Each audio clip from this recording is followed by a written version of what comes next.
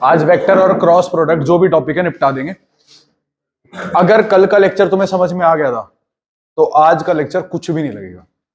कल हमने वेक्टर और क्रॉस प्रोडक्ट सीखा था।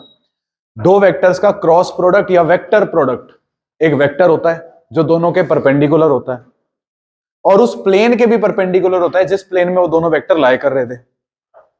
अगर ए क्रॉस बी वेक्टर ऊपर है तो बी क्रॉस ए वेक्टर नीचे होगा। क्रॉस प्रोडक्ट कॉम्यूटेटिव नहीं होता, मतलब ए क्रॉस बी और बी क्रॉस ए इक्वल नहीं होते, एक दूसरे के नेगेटिव्स होते हैं।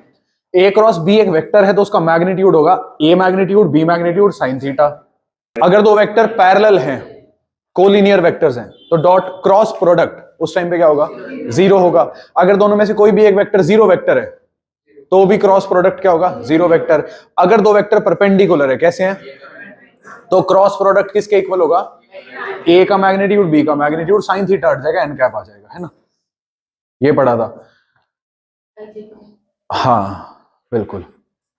आई क्रॉस आई जीरो, जे क्रॉस जे, के क्रॉस के, आई क्रॉस जे के, जे क्रॉस के और के क्रॉस आई जे, है ना? जे क्रॉस आई, के क्रॉस जे, आई क्रॉस के माइनस जे, ये सब पढ़ा था। ए क्रॉस ए जीरो वेक्टर, है ना? ए क्रॉस माइनस ए, ये भी जीरो वेक्टर। बहुत आसान क्वेश्चंस लगेंगे आज के। फिर हमने वो भी पढ़ा था कंपोनेंट फॉर्म में कैसे करते हैं। सीधा उसी क्वेश्चन शुरू करते हैं ना। क्वेश्चन नंबर 1, आपको एक ए वेक्टर गिवन है which is I cap minus 7 J cap plus 7 के कैप, और एक बी वेक्टर गिवन है 3 I cap minus 2 J cap plus 2 K cap. You have to find the magnitude of A cross B. ध्यान देना, ए cross B vector निकालना है, उसका magnitude निकालना है, मैग्नीट्यूड निकालना है। उसके लिए पहले क्या करना पड़ेगा? ए क्रॉस बी वेक्टर निकालना पड़ेगा। एक्सरसाइज कौन सी है हमारी? 10.4, ठीक है। ए क्रॉस बी वेक्टर कैसे आएगा? ए क्रॉस बी वेक्टर, ए क्रॉस बी वेक्टर यहां क्या लिखेंगे? आई कैप जे कैप के कैप। ये सिंबल किसके हैं? डिटर्मिनेंट के। उसके बाद फर्स्ट वेक्टर कौन सा है? ए है ना, ए क्रॉस बी।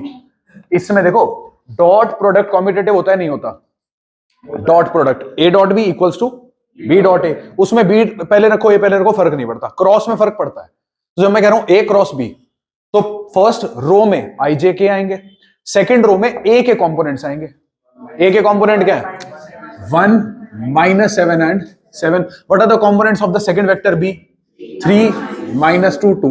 अब जैसे डिटर्मिनेंट सॉल्व करते थे वैसे ही डिटर्मिनेंट सॉल्व करना है, लेकिन एक्सपैंड किसके अलोंग करना है? याद रखना, फर्स्ट रो के अलोंग एक्सपैंड करना है। इसको किसके अलोंग एक्सपैंड करना है? First row. तो क्या लिखेंगे सबसे पहले? देखो आई कैप, आई वाला रो आई वाला कॉलम छुप जाएगा। Minus 7 into 2 minus 14 minus 2 into 7 क्या आ गया? माइनस 14। क्या हो गया? Minus 14 plus 14। फिर क्या आएगा? माइनस जे। क्या आएगा? माइनस जे। अब जे वाला कॉलम जे वाला रो हट जाएगा। 1 इंटू 2 माइनस 3 इंटू 7 21 प्लस के 1 into minus 2 minus 3 into minus 7 plus 21। तुम्हारा देखो इसका डिफरेंस क्या आएगा? माइनस 19, बाहर एक 19 है, 19 जे कैप और यहां पे प्लस 19 के कैप। आई कैप तो कंपोनेंट जीरो हो गया। तो वेक्टर कौन से प्लेन में होगा अगर ये पोजीशन वेक्टर है किसी पॉइंट का? ठीक है, चलो तो ए क्रॉस बी वेक्टर मिल गया। अब हमें क्या करना है? ए क्रॉस बी वेक्टर का मैग्नीट्यूड निकालना है। कैसे आएगा magnitude? Under the root 19 square plus, अच्छा सुनो, 19 स्क्वायर कैलकुलेट नहीं करना, मेरी बात सुनो। 19 स्क्वायर और 19 स्क्वायर कितनी बार ऐड हो रहा है? 2 बार। कोई भी चीज 2 बार ऐड हो रही है मैं उसको लिख सकता हूं ना 2 इंटू 19 स्क्वायर, है ना? 19 स्क्वायर मतलब 19 इंटू 19, बाहर आ गया 19 रूट 2 बन गया। ये मत करने लग जाना कि आप 19 का स्क्वायर लिख रहे हो फिर 19 का स्क्वायर लिख रहे हो फिर ऐड कर रहे हो फिर प्राइम फैक्टराइजेशन कर रहे हो। थोड़ा दिमाग लगाना। 19 स्क्वायर मतलब 2 इंटू 19 स्क्वायर, 19 स्क्वायर का 19 बाहर आ गया, सिर्फ रूट 2 पे बच गया। Question number 2, find a unit vector perpendicular to the two vectors a plus b and a minus b where a and b are given. कह रहा है एक यूनिट वेक्टर निकालना है। 3-4 चीजें गिवन है। पहला एक यूनिट वेक्टर होना चाहिए जो निकालना है, वो परपेंडिकुलर होना चाहिए। किस किस के परपेंडिकुलर होना चाहिए? ए प्लस बी और ए माइनस बी के। लेकिन दे क्या रखे हैं? ए और बी वेक्टर। एक वेक्टर ए गिवन है, एक वेक्टर बी गिवन है, तो पहले ए प्लस बी वेक्टर निकालेंगे। क्या आएगा? 4 आई कैप 4 जे कैप, और ए वेक्टर माइनस बी वेक्टर क्या आएगा? 2 आई कैप। कैसे जीरो यार? बोलो। ठीक है, ये आ गया वेक्टर। अगर जीरो जे कह रहे थे तो ठीक है। ए प्लस बी वेक्टर आ गया, ए माइनस बी वेक्टर आ गया। अब हमें एक ऐसा वेक्टर निकालना है जो इन दोनों के, ये देखो ये नए वेक्टर्स हैं दोनों। नाम क्यों है ए प्लस बी? घबराना नहीं है। नाम ए प्लस बी इसलिए क्योंकि बस दोनों को ऐड करके बना है। नया वेक्टर है, इसको सी मान लो, बेशक इसको डी मान लो, अपनी मर्जी है, कोई प्रॉब्लम नहीं है इसमें। मान लो अगर इसको हम सी वेक्टर सपोज करके चले, इसको डी वेक्टर सपोज करके चले, तो हमें क्या निकालना है? एक ऐसा यूनिट वेक्टर जो सी और डी के क्या हो। तुम्हें इतना पता है, दो वेक्टर का क्रॉस प्रोडक्ट निकालें। बोलो क्या निकालें? क्या निकालें? क्या मिलेगा? एक जो उन दोनों के क्या होगा? परपेंडिकुलर। उसको उसी के मैग्नीट्यूड से क्या डिवाइड कर, क्या कर देंगे? डिवाइड। उसी के डायरेक्शन में क्या मिल जाएगा? खत्म हो गई बात। जब भी क्वेश्चन आए ना, find a vector perpendicular to two vectors. एक ऐसा वेक्टर जो दो वेक्टर के परपेंडिकुलर हो, उनका क्रॉस प्रोडक्ट निकाल दो। तो एक ऐसा वेक्टर मिलेगा जो दोनों के क्या होगा? बोलो क्या होगा? बट यहां क्या पूछा हुआ है? Unit vector. अरे कोई बात नहीं, किसी भी वेक्टर को उसी के मैग्नीट्यूड से डिवाइड करो, डायरेक्शन वगैरह कुछ चेंज नहीं होता, बस उसका मैग्नीट्यूड वहीं के वहीं 1 हो जाता है। तो हमें एक ऐसा यूनिट वेक्टर मिल जाएगा, जैसे मान लो ये पूरा वेक्टर था जो उन दोनों के परपेंडिकुलर है। अब इसी को इसके मैग्नीट्यूड से डिवाइड करोगे तो क्या हो जाएगा? एक छोटा वेक्टर इसी के पैरेलल मिल जाएगा, इसका मैग्नीट्यूड क्या होगा? 1 होगा। मिल गया यूनिट वेक्टर, क्योंकि ये वेक्टर उन दोनों के क्या था? परपेंडिकुलर। ये वाला भी क्या है? उन दोनों के परपेंडिकुलर ही होगा। तो हम यहां ए प्लस बी का क्रॉस प्रोडक्ट निकालेंगे ए माइनस बी के साथ। आई जे के 4 4 0 2 0 4 आई कैप, ये हो जाएगा। अच्छा एक बात सुनो, चलो छोड़ो, डायरेक्ट कर लो। 16 आई कैप, हाँ -8 आएगा, -8 के कैप। ये कौन सा वेक्टर आ गया? एक ऐसा वेक्टर आ गया जो इस और इस, इन दोनों वेक्टर से क्या है? परपेंडिकुलर। अब क्या करना है? मान लो इसको तुमने डी वेक्टर बोल दिया, सी कुछ भी बोल दो, तो रिक्वायर्ड वेक्टर क्या होगा? रिक्वायर्ड वेक्टर इसी को इसी के मैग्नीट्यूड से डिवाइड कर दो। Required vector is equal to D cap हो जाएगा, यूनिट वेक्टर इसके डायरेक्शन में। डी कैप का मतलब magnitude of, sorry, D vector divided by magnitude of D vector. तो इसको इसके मैग्नीट्यूड से डिवाइड कर दो।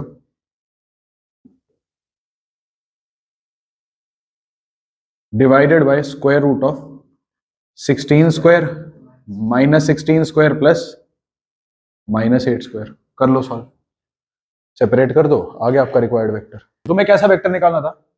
जो a प्लस बी और a माइनस बी दोनों के क्या हो? परपेंडिकुलर। तुमने क्या किया? a plus B cross a minus B. मान लेते हैं वेक्टर ऊपर की तरफ मिल रहा है, तो अगर तुम a minus B cross a plus B करते तो वही वेक्टर नीचे की तरफ होता। यस और नो? और ऑपोजिट होने का मतलब क्या होता है? वेक्टर नेगेटिव होने का मतलब, कंपोनेंट फॉर्म में क्या मतलब होता है इस बात का?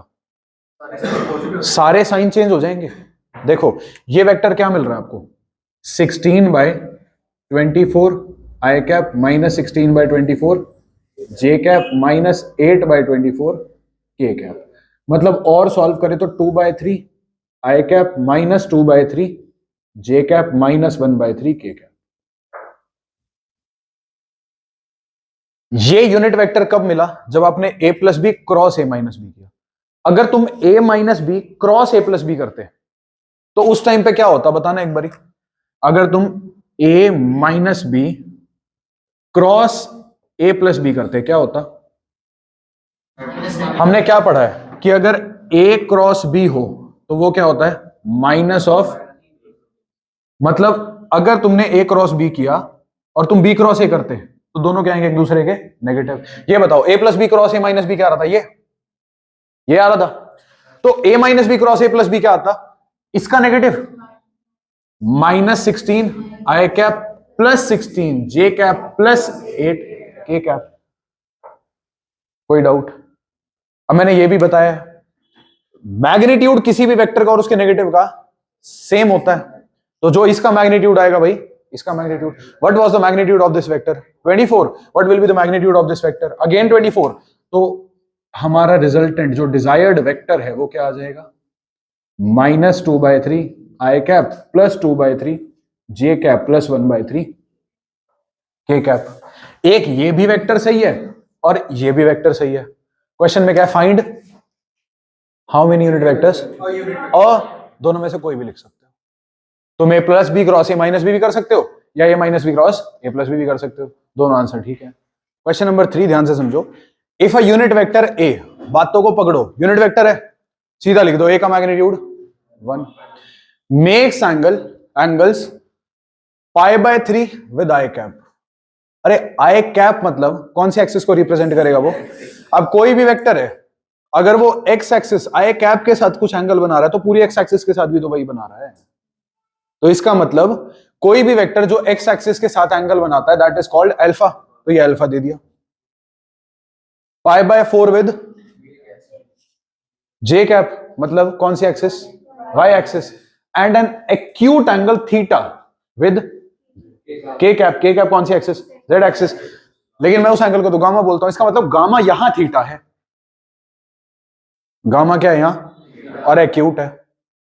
बताओ गामा क्या होगा, l square plus m square plus n square क्या होता है, एल का मतलब cos square, cos square, cos square equals to cos square, what is alpha π/3 cos square, cos square theta equals to 1 cos π/3 cos 60 1/2 square plus 1/√2 square plus cos square theta equals to 1/2 square 1/4 plus 1/2 plus cos square equals to cos square theta equals to, ठीक है।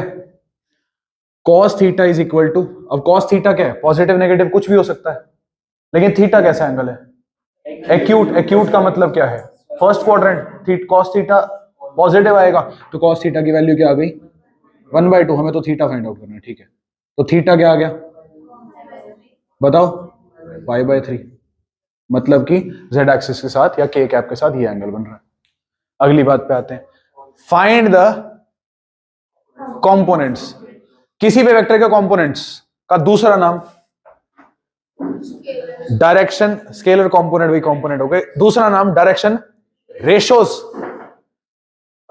किसी भी vector के component का दूसरा नाम direction ratios, but in case if that vector is a unit vector, वही direction ratios किसके इक्वल होते हैं, डायरेक्शन कोसाइंस के इक्वल। मुझे यह पता है अगर एक्स आई कैप, वाई जे कैप और जेड के कैप कोई भी वेक्टर है तो अगर मैं इसके डायरेक्शन के डायरेक्शन रेशोज होते हैं, अगर मैं L I cap, M J cap, N K cap vector बना दूं, मतलब हर डायरेक्शन रेशो को मैग्नीट्यूड से डिवाइड करता चलूं, तो मिलेंगे एल, एम और एन। और ये डायरेक्शन, ये जो वेक्टर बनेगा ना, ये यूनिट वेक्टर होगा। एक ऐसा वेक्टर है, एक ऐसा वेक्टर है, इसका मतलब उसके जो डायरेक्शन रेशियोज हैं वो डायरेक्शन रेशियोज नहीं है, एक्चुअली डायरेक्शन कोसाइंस हैं। क्या पूछे हैं, कंपोनेंट। कंपोनेंट मतलब डायरेक्शन रेशियोज, यूनिट वेक्टर के लिए वो डायरेक्शन कोसाइन के इक्वल होते हैं। मतलब स्केलर कंपोनेंट क्या हो गए यहां पे, एल, एम और एन हो गए। तो कंपोनेंट्स आर,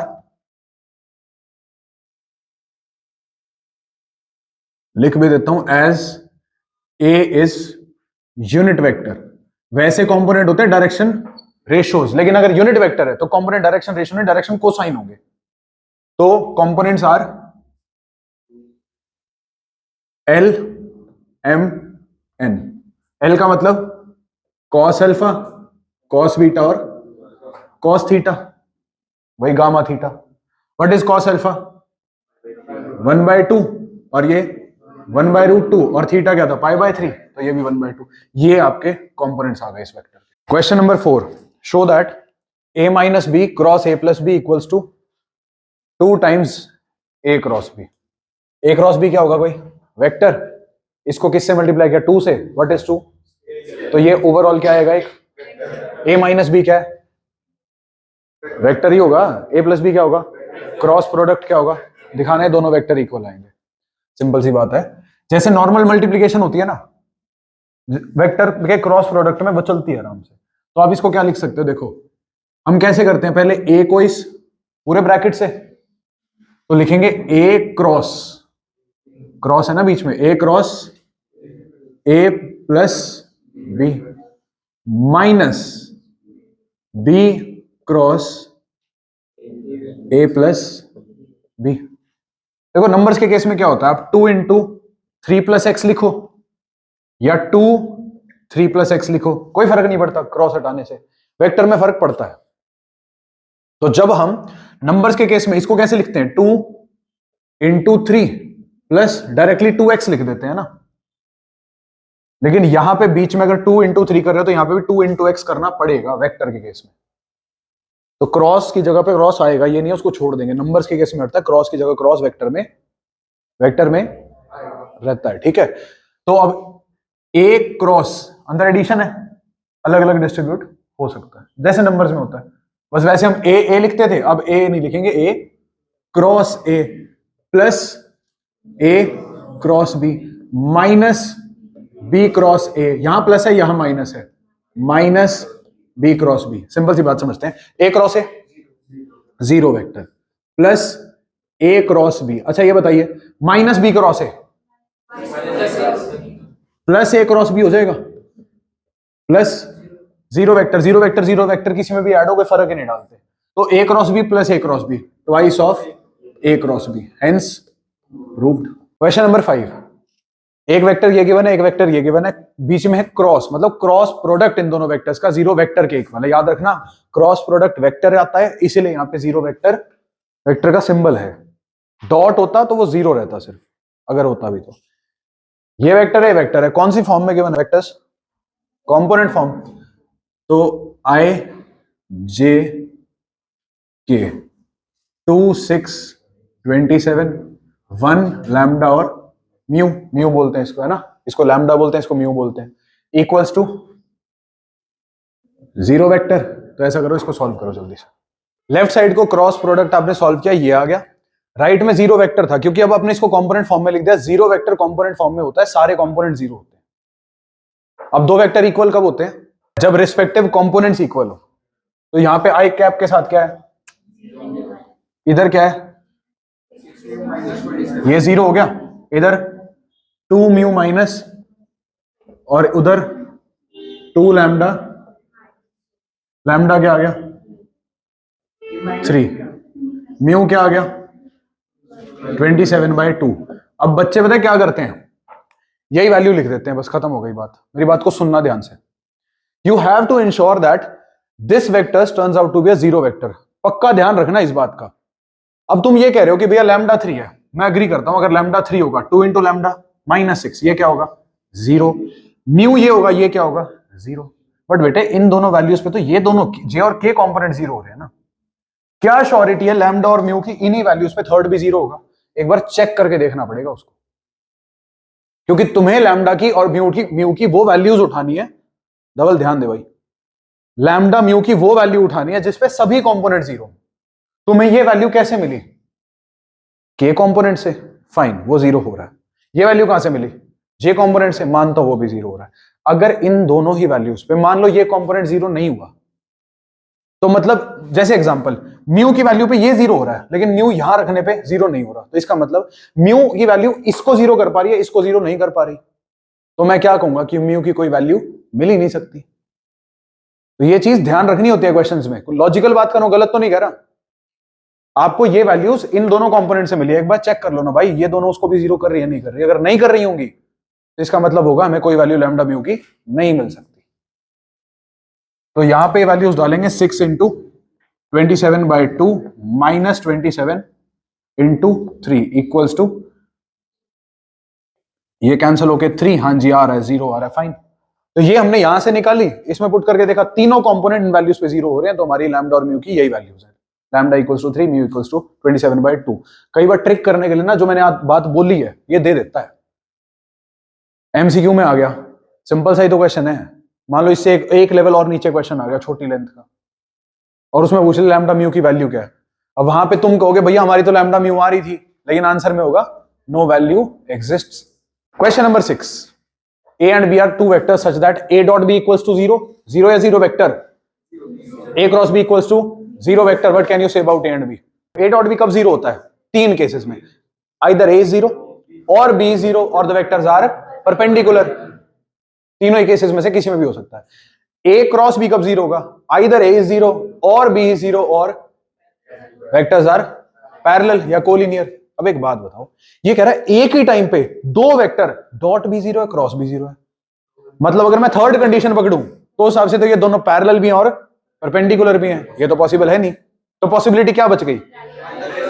बस either A vector is 0 vector और बी वेक्टर इज 0 वेक्टर। बेटा क्वेश्चन नंबर 7 ना आप अपने आप करोगे, एक बार देख लो क्वेश्चन को, होमवर्क है, देख लो। ए वेक्टर है A1 I cap, A2 J cap, A3 K cap. B vector है B1 I cap, B2 J cap, B3। C vector क्या है? C1 I cap, C2 J cap, C3 K cap. Left side क्या है? A cross B plus C। BODMAS सबसे पहले क्या कहता है? ब्रैकेट सॉल्व करो।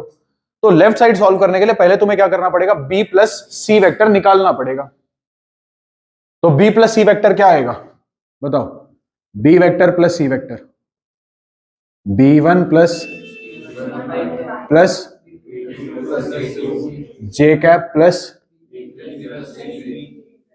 इसका क्रॉस प्रोडक्ट किसके साथ करोगे आप? एक वेक्टर है, दो वेक्टर्स हैं ये?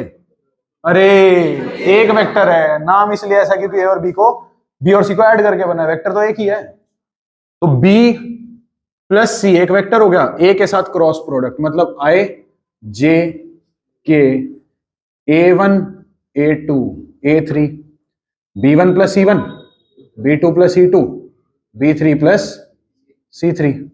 अब इसको सॉल्व कर लेना, लास्ट तक सॉल्व करोगे एक वेक्टर आएगा अपनी स्टैंडर्ड फॉर्म में, एक आई का कंपोनेंट, एक जे का कंपोनेंट, एक के कंपोनेंट। समझ गए? लेफ्ट साइड हो गई सॉल्व। राइट साइड क्या है?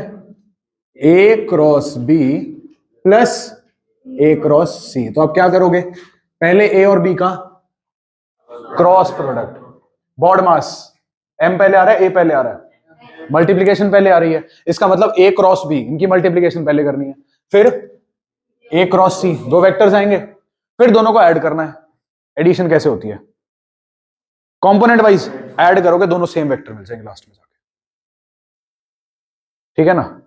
तो इसका मतलब ये प्रूव क्या कर रहा है कि वेक्टर पे, देखो इधर, अगर दो वेक्टर ऐड हो रहे हैं, बाहर क्रॉस है, तो वेक्टर अलग अलग दोनों के पास जाके क्रॉस प्रोडक्ट में मल्टीप्लाई हो सकता है। इस प्रॉपर्टी को भी याद रखना, क्वेश्चंस में यूज होगी। क्वेश्चन है, if A is a zero vector और B is a zero vector, तो A क्रॉस B क्या होगा? Zero vector. ये बात सही है गलत है? 100% ट्रू है। Is the converse true? Converse का मतलब क्या होता है कि अगर A क्रॉस B जीरो हुआ तो क्या यह जरूरी है कि either A will be zero और B विल बी जीरो? देखो दोनों में से कोई एक वेक्टर जीरो है तो क्रॉस प्रोडक्ट क्या आएगा? जीरो है, जीरो वेक्टर। लेकिन अगर दोनों का क्रॉस प्रोडक्ट जीरो है, there is a third underline condition that can also be true. कौन सी? That the vectors can be parallel. Give an example to support your argument, जो भी है। तो बताओ क्या एग्जांपल दोगे आप?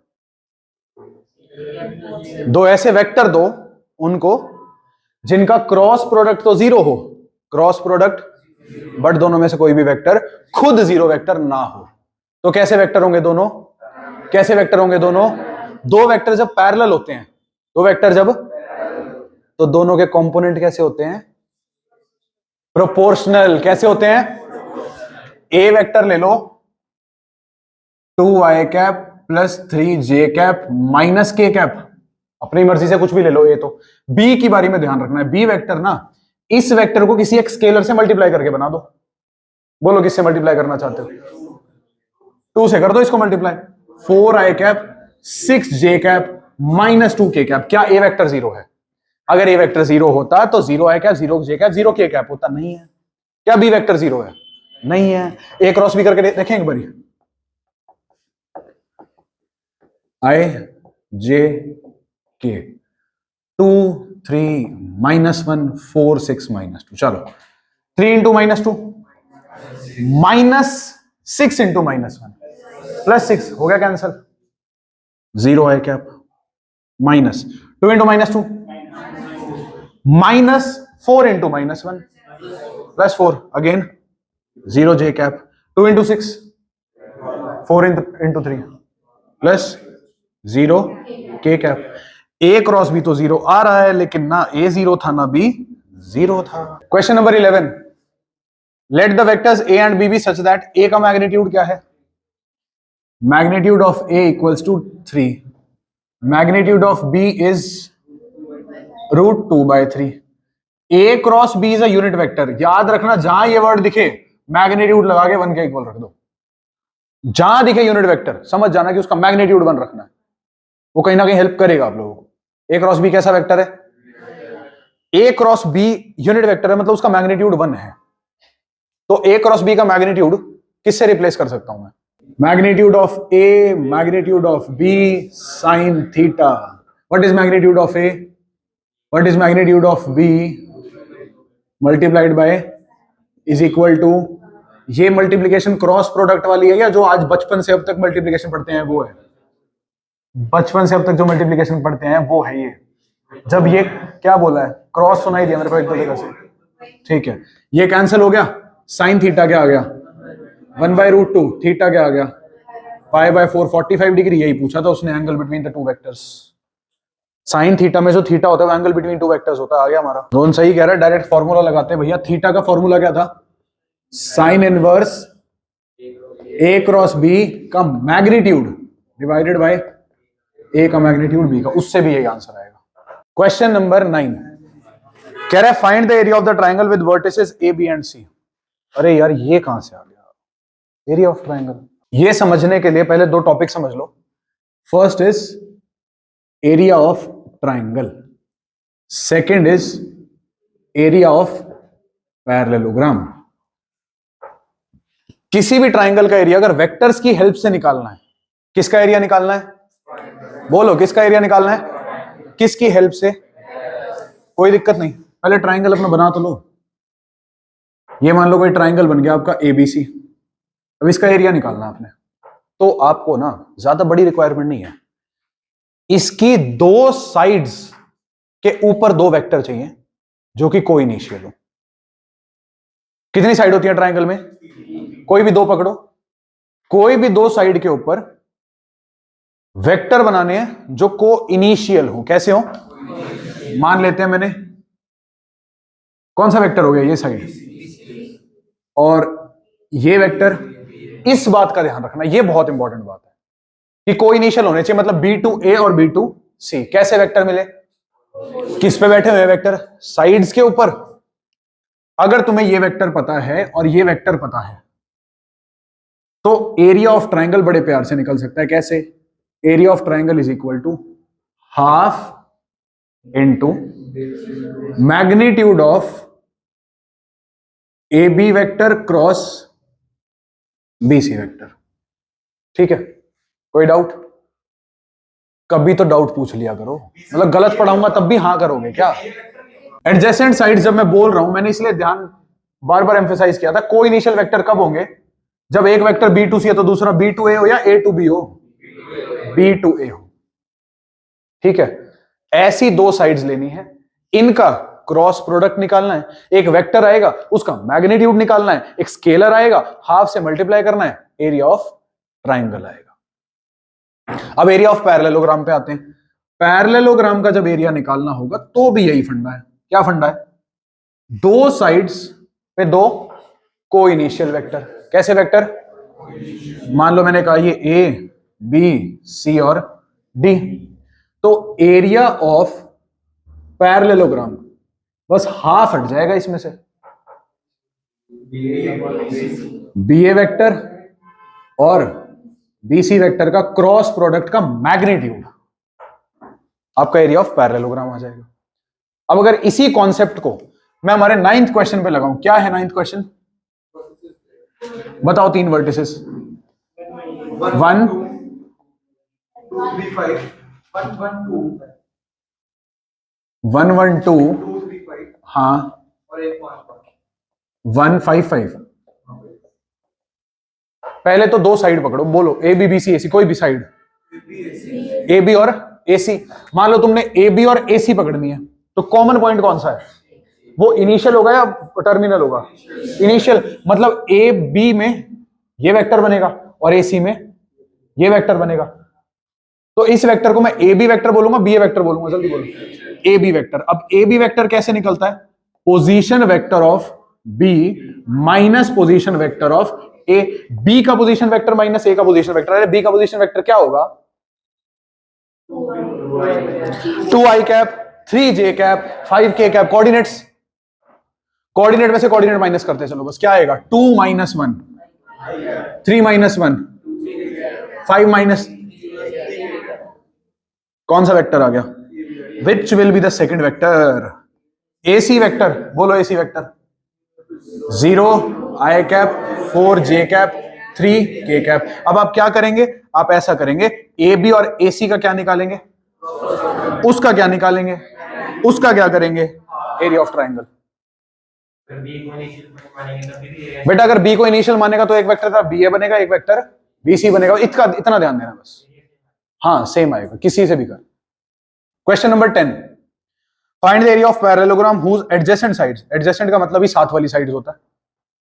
साथ वाली साइड्स मतलब जैसे ये दोनों हो गई, are determined by the vectors. तो यार इसमें तो ज्यादा मेहनत ही नहीं करनी पड़ी, डायरेक्ट वेक्टर ए और बी गिवन है, बस क्रॉस प्रोडक्ट का मैग्नीट्यूड निकालो, बात खत्म हो जाएगी। क्वेश्चन नंबर 12 पे आओ फटाफट।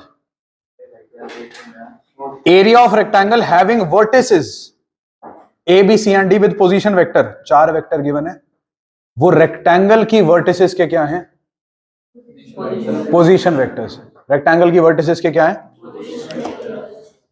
अगर एक रेक्टेंगल है A B C D, area of rectangle, भैया आपने ये तो पढ़ा दिया, क्वेश्चन रेक्टेंगल का आ गया था, हमसे तो हुआ नहीं solve. Area of rectangle length into, simple बात है, एरिया ऑफ रेक्टेंगल क्या होता है? Length into breadth. लेंथ क्या होगा? इस पॉइंट और इस पॉइंट के बीच का डिस्टेंस। इस पॉइंट और इस पॉइंट के बीच का डिस्टेंस मतलब डीसी वेक्टर या सीडी वेक्टर का मैग्नीट्यूड। सही बात है। तो इसमें कोई क्रॉस प्रोडक्ट का खेल ही नहीं है। आप क्या करो, पहले सीडी या डीसी कोई भी वेक्टर पता करके उसका मैग्नीट्यूड निकालो, ये आपकी लेंथ के इक्वल होगा। एसी या एडी या डीए कोई भी वेक्टर निकालो, क्योंकि अब देखो पहले क्या कर रहे थे, हम क्रॉस प्रोडक्ट निकाल के फिर मैग्नीट्यूड निकाल रहे थे, मतलब पहले वेक्टर्स का क्रॉस प्रोडक्ट करना था। यहां क्या है? मैग्नीट्यूड्स को मल्टीप्लाई करने वाला हूं मैं। Length into breadth. लेंथ क्या हो गई? डी और सी के बीच का डिस्टेंस, जो कि क्या होगा? वेक्टर का मैग्नीट्यूड। तो मैग्नीट्यूड निकालना है अलग से। एडी की लेंथ मतलब एडी वेक्टर कह लो, डीए वेक्टर कह लो, क्या यहां कोई इनिशियल होना जरूरी है? बिल्कुल भी जरूरी नहीं है। ये आ जाएगी इसकी breadth. Area is equal to area of rectangle, इन दोनों को नंबर्स हैं, दोनों मल्टीप्लाई कर दो, खत्म हो गया। बिल्कुल ठीक है, एवरी रेक्टेंगल इज पैरेलल, बिल्कुल हो जाएगा, उससे भी हो जाएगा।